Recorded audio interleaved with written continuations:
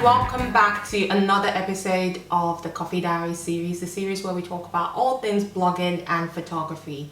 Speaking about photography, 2 months ago I did share a video on my YouTube channel talking about my photography kit as well as my editing software and my own personal presets which I use on my images, which is available to purchase on my blog. And speaking of my blog, if you don't have time to watch the video, I do have a section on my blog, mossonyi.com/FAQ, which stands for frequently asked questions, because one of the most asked questions on my Instagram is, what's your photography kit and what editing software do you use? So I have answered that question over on my blog. Everything's listed on there. And if you do read my blog as well, you notice that I do have a 20% discount code on my blog that you can use to get 20% off my preset and my photography ebook on my Etsy store. All the links are on my blog, and if you're watching this video, I guess I could share the discount code with you. It is blog20, all in caps, and you will get 20% off my preset and my photography ebook. Now that's out of the way, let us talk about today's episode, how to create content as a blogger. So we're back to the interactive segment of the podcast, because I did say I wanted this series to be very interactive, whereby you guys ask me questions and then I try to tackle them in upcoming episodes. So someone asked me a question over on Instagram asking, how do I go about creating content for my blog?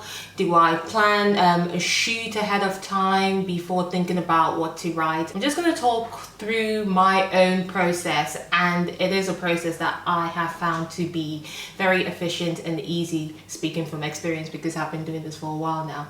So I would say, I know a lot of bloggers don't do your photography themselves because not everyone is that passionate about photography, or should I say they haven't managed to figure things out when it comes to photography and equipment, and it just seems like a lot of work. So I do understand that a lot of bloggers tend to hire photographers to do a shoot for them. So I would say in that instance, if you're hiring a photographer, then you might as well get the most out of the person that you're paying to shoot you. So that could mean you could plan like a few outfit shots. So you could be taking 2 to 3 outfit shots with the photographer. You can get quite a few images from those shoots. You can then go on to use to write a blog post. The way I create my content is that I shoot pictures every day. I do photography every day if I can help it. So what tends to happen is that the same pictures that I share on Instagram and the remaining ones from the same shoots, which perhaps didn't make it on my Instagram, I tend to use those images to write a weekly blog post on my blog. Having said that, I am behind. I haven't written a blog post in a couple of weeks now. I need to get on that. So I tend to then use those images to write a blog post. The way I see it when it comes to creating content as a blogger, I always hound this, and you guys know if you watch my Coffee Diaries series, you would know that one thing that I do talk about all the time is branding. And for me, part of branding is sharing your story, your journey as to who you are and why you're here and what you hope to achieve. All of that is a part of your journey, and just sharing the whole process on your blog. So I feel like you don't need to think about, oh, I don't know what to do today on my blog. Oh, I need to think of a picture first before I can do the blog post. Like, you're letting the picture decide what you should write about. I don't think that should be the case. I feel like the pictures are just secondary, and your words and your story is the primary message that you're trying to get out there, and the pictures just add to it. So focus on the message that you want to get out there, which should be part of your brand as to who you are, because the people following your journey should get a sense of who you are, what you stand for, what you represent, and what you hope to achieve. That way they feel like they can watch you grow and they can root for you in the process. So I would say, let your story be the driving force as opposed to the pictures.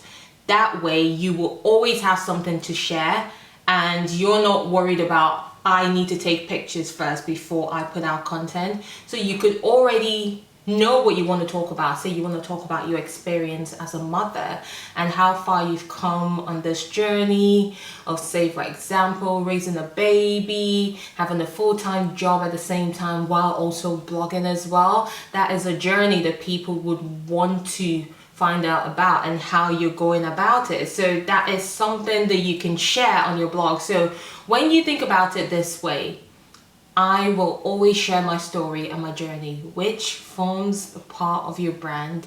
Then I would say you wouldn't actually struggle with coming up with content. Every now and again, you might have blogs where you feel unmotivated, but I wouldn't say they would be like blocks where you feel like it's because I haven't taken pictures, that way I can share. I hope I'm making sense. It would more, and you sharing that you haven't created blocks is also part of your journey. So I would say focus on getting your story out there. That way you wouldn't feel like you've come to a standstill because you've not done a shoot. Then you can share on your blog per se, because you're always sharing your journey. Then you wouldn't necessarily run out of what to share or how to create content, if that makes any sense. So for me, sharing your story and then the pictures just add to it, that would be the way to go about creating content. So I just take pictures every week and then I use those pictures to tell the story that I want to tell for that week. This week I'm going to be doing a blog post. Say for example, the reason why I haven't created content in the past 2 weeks is because I haven't been feeling very well.